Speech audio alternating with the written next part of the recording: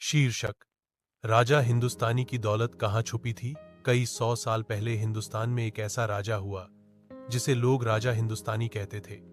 उसकी दौलत की कोई गिनती नहीं थी। सोना, हीरे, जवाहरात और अनमोल ग्रंथ। कहा जाता था कि उसकी संपत्ति इतनी थी कि पूरे राज्य को 100 साल तक बिना करके चला सकता था।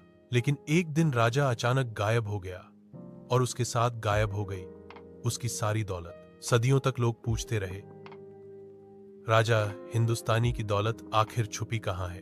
राजा बहुत समझदार था। उसे पता था कि उसके बाद सत्ता के लिए खून बहेगा। इसीलिए उसने फैसला किया कि वह अपनी दौलत किसी ऐसी जगह छुपाएगा जहां लालच उसे छू भी न सके।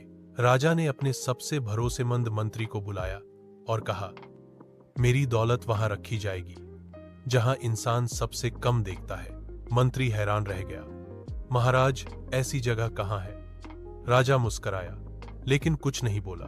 उस रात राजा ने अपनी दौलत को 4 हिस्सों में बांटा।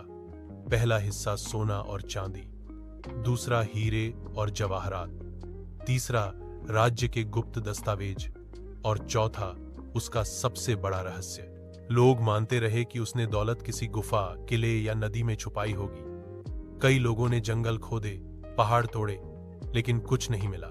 सालों बाद एक साधु राज्य में आया। उसने कहा, जो बाहर ढूंढेगा उसे कुछ नहीं मिलेगा।